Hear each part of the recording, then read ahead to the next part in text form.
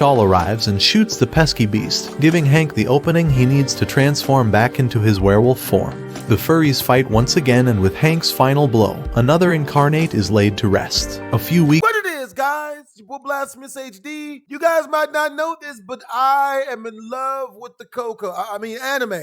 Been watching it ever since I was a children when I first started watching the first Dragon Ball. With that being said, one of the hardest things in the world is to find new good anime, which is why we're here. You guys want to watch the original video? It is by Anna Plot. Let's do this. Patrian continent until the North made some inhuman experiments to turn people into incarnates and change the A civil war reached its heights in the Patrian continent until the North made some inhuman experiments to turn people into incarnates and change the tide of the battle. Those experiments gave Hank Henriette the power of a godly mythical beast, enabling him to shapeshift into a werewolf and end the war. But as soon as the war ends, the country realizes they won't be able to control someone who has the power of a god. They decide his life holds no more value to them and shoot him with a god-killer bullet. The Civil War started when the Northern Union Patria and the Southern Confederation of Patria discovered a precious mineral called somnium. The Norths were on the losing side until they started using somnium to create the Incarnates. Incarnates are the product born from the research of one individual called Elaine, and soon they were used on the battlefield,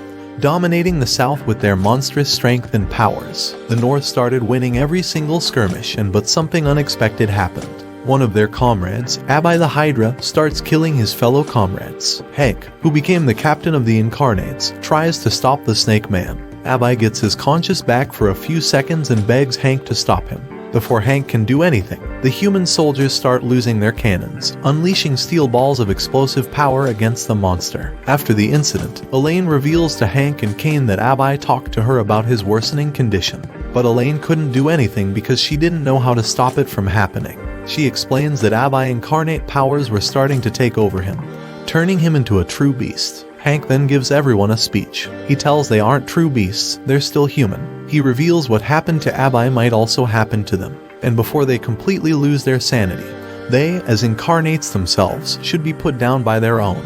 A couple of weeks later, the North started marching towards the southern capital, which also costed the squad their members, losing their sanity to the beast inside them, forcing their comrades to put them down. After a long and arduous series of battles, tomorrow at dawn, they're gonna march to the capital. Hank notices his comrades are losing heart and announces that he's going to ask Elaine out, since pretty much everyone in the squad pushes him to be with her, which surprises the squad, as Hank asks them to celebrate it with him once the war is over. Later that night, Hank visits Elaine and she asks him to talk outside. Elaine reveals to him that the war is already over and that the North and the South's already preparing for the peace treaty, except it doesn't include the Incarnates. Even though they are regarded as gods in the battlefield, many people still fear them. And once the war is officially over, the Incarnates are going to get disposed of. Elaine then shoots Hank with a god-killing bullet and tells him that all Incarnates will eventually lose all their humanity to the beast inside them. Once that happens, the Incarnates will be the greatest threat that humanity will ever face, greater than the war itself. Elaine tried so hard to find a way to prevent Incarnates from becoming mindless beasts, but her only solution is to kill her furry comrades before they become a menace to society, especially since she created them in the first place. She also adds that Hank's too kind and gentle. He'll try to stop her, so she has to kill him first before going after the remaining Incarnates. With her is their childhood friend, Kane Madhouse. The two plan to kill the squad tonight, but then something happens. Kane betrays Elaine and shoots her. As Hank vision fades, he sees Kane laughing before finally losing his consciousness. 2 months later, Hank wakes up in the military hospital. Second Lieutenant Lisa Runecastle tells him that the war is over, the Incarnate squad disbanded, and most of them became insane and was sent off by Kane to go wherever they want. She also tells Hank that Kane and Elaine have been missing since that night. After being betrayed by his childhood friend, Hank goes on a mad quest to slay the remaining Incarnates and find out where Kane is. And so Hank goes hunting, starting with his friend and comrade, Eddie. Eddie tells him that he's a war hero thanks to the power of the Incarnate.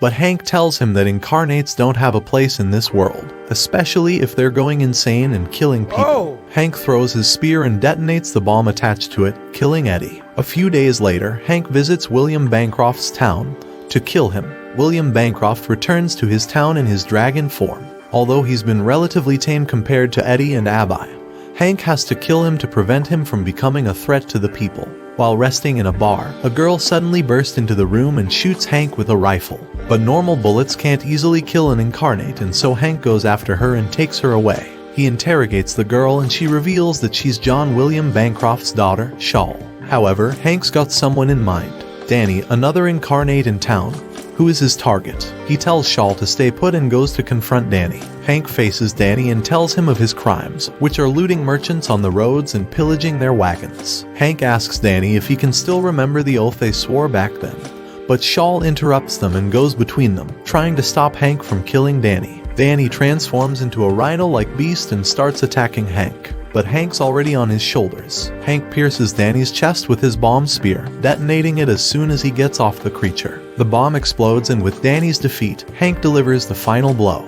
But before he can do that, Danny tells him that he only did that because their town is so poor they couldn't even drink coffee. With his final words heard, Hank shoots him down, finally ending the horrors that merchants experience while traveling roads. Before leaving, Shawl asks him if he's going to kill more of his comrades. Hank answers that they swore an oath. Once someone happens to turn into a beast, they must die. Shawl tries to stop her, but Hank's already made his mind. She then decides to accompany him on his monster hunting quest. A couple of days later, Hank and Shawl arrive in a town that's currently being terrorized by the Minotaur Incarnate. Apparently, the Incarnate creates a fortress made by disassembling the city inhabitants' house, while also telling everyone that the enemy will be coming. There's no better time than now to prepare for war. Lisa informs them that they need to put a stop to the guy, as every citizen will become homeless if he continues to build his fortress. Hank tells Lisa that he's going by nightfall, and once the night arrives, Shawl accompanies him into the fortress entrance. However, while exploring the fortress, Shawl springs a trap, which almost slices her in half, but Hank saves her just in time. She then asks Hank about the Minotaur, and Hank tells her about Theo's backstory. Hank tells Shawl about Theo being a panicky and full of PTSD, which didn't surprise him given how Theo erected such a massive fortress full of traps. Once they reach the entrance, Hank leaves Shawl to face Theo. Hank finally reunites with Theo, and the Incarnate greets him with his usual anxiety over imaginary enemies. Once Hank clears his intentions, Theo transforms into a Minotaur, activating his trap cards. Hank becomes trapped from Theo's barrage of projectiles, and as soon as Theo's about to finish him off, Hank transforms into a werewolf. The Minotaur's traps are no match for Hank's keen senses and insane agility. Once Theo's trap hurls Hank into the air, he uses the elevation to deliver a swift and devastating claw attack that rips through Theo's stone axe and iron armor. With Theo's final words delivered, Hank delivers the final blow, killing his comrade once and for all. A couple of days later, Hank and Shawl travel by train to another town. But before they can proceed, Lisa stops the train and briefs Hank about another incarnate. Apparently, a benevolent incarnate called the Behemoth is on a collision course with the recently built Iron Bridge, a connecting bridge between the north and the south. As soon as he knows the details, Hank tells everyone his plan and waits for the Behemoth to arrive. As soon as the Behemoth arrives, they start firing, which disables the monster. The next morning, the same guys who made the bridge start ranting about the Behemoth taking too long to be killed. Shawl also tries to convince Hank not to kill the Behemoth, but then explosions occurred later that night, which enraged the Behemoth up. Hank transforms into werewolf again to stop the raging incarnate. After a series of attacks, they manage to blow the monster's guts out and trap it. However, the monster still moves, walking as fast as it could toward the bridge. And then, an area collapses from the cliff's edges, revealing the view of the ocean. Apparently, Artie's just a man of few words but longed to see the ocean.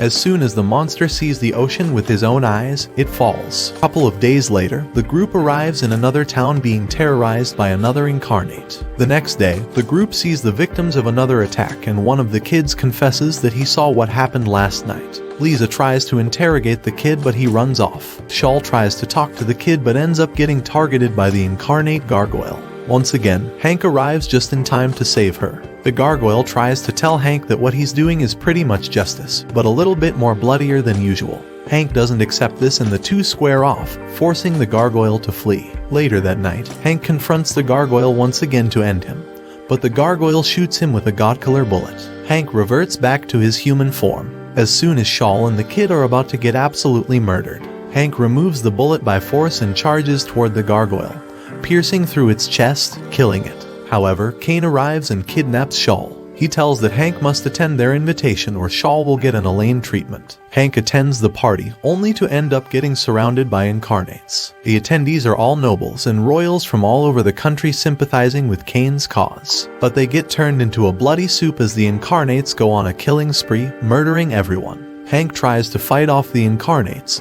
but he's simply outnumbered. Luckily, a group of soldiers arrive and start shooting the Incarnates. One of the soldiers fires off a cannon at Kane, making a hole in his chest. Hank sees this and harpoons Kane right on the face, detonating the bomb afterward. But Kane's powers fully heals him back up. He then shoots Shawl down, triggering Hank's memories of losing Elaine, his loved one. Those memories make him transform into a giant white wolf, ravaging the town.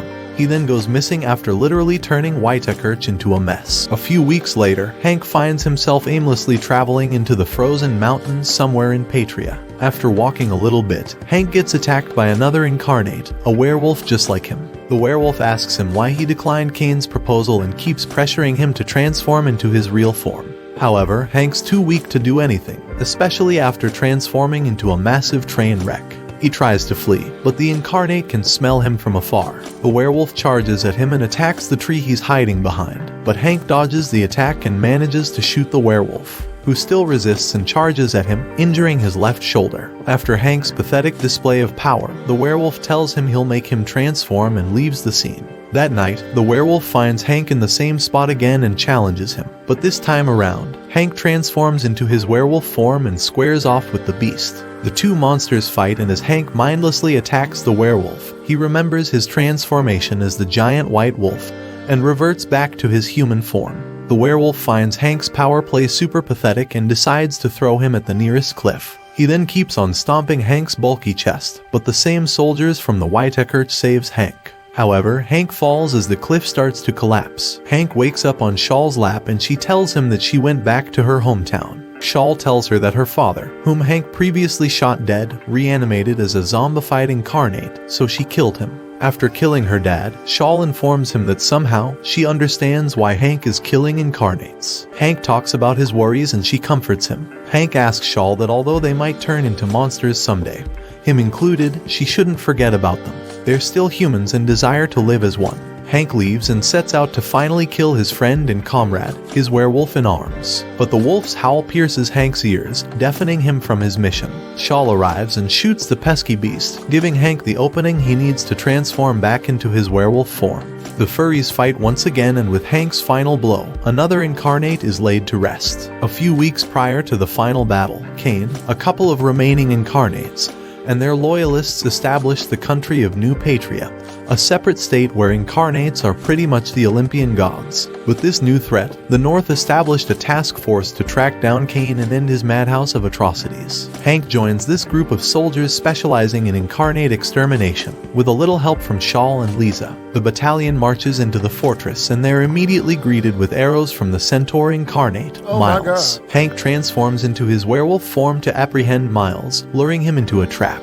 But Miles stands up and heals his bullet wounds, quickly fleeing the scene while the soldiers rain bullets on him. The next day, the army readies themselves to start digging trenches. Later, the trench commander signals the attack, and waves upon waves of northern soldiers rush to the fortress to eat iron balls, which is led by Hank. Although the Northmen manage to get to the fortress foot, Miles ambushes them from behind and starts free-firing his arrows, killing the northern soldiers left and right. Miles tries to lure the soldiers away from the main army, but he's heading to a trap. The soldiers trips the centaur and he gets jumped by Hank, who pierces Miles's chest and fires a flare, signaling the commander to bomb his location. Although Miles manages to regrow his limbs, the area suddenly gets covered by pink mist. It was Abai's poison. Hank ends Miles' condition, thus preventing the Incarnate from horsing around. But before they can do anything, Kane shows himself and blasts every soldier's heads. Hank senses this and throws his harpoon at Kane, destroying his right arm. He then fires a shot, but Kane turns into mist, only to reappear again. Kane reveals to him that he built a new empire for everyone, for humans and beasts, an utopia where everyone can live in harmony. He tells Hank that humans are deranged creatures and Incarnates are born from it. Seeing his friend lost his mind already, Hank transforms into his werewolf form and starts attacking Kane, who has God mode on. Kane creates multiple clones and uses them to attack and wound Hank. The sun shines and Hank turns back into his human form. But Shawl appears and reminds him he's still a human, not a monster, and he still has to fulfill his oath. Seeing Shawl makes Kane memories and rage to kick in, because Elaine loved Hank instead of him. He unleashes his final form and starts going after Shawl, but Hank blocks his attack, megaphones him away, and gives him a nice knuckle sandwich breakfast. After seeing the Irish flag flying over their fortress, Kane flees the scene. With the new threat coming from the west, Hank and Shawl departs on an adventure to find out the magical beasts and kill them before they turn the entire continent into a grand funeral party. That was possibly the most entertaining anime storytelling video I've ever seen in my life, bro. That anime looks really fire. I'm gonna have to check it out. Hope you guys enjoyed the video. It's your boy BlastphamousHD. Twisms.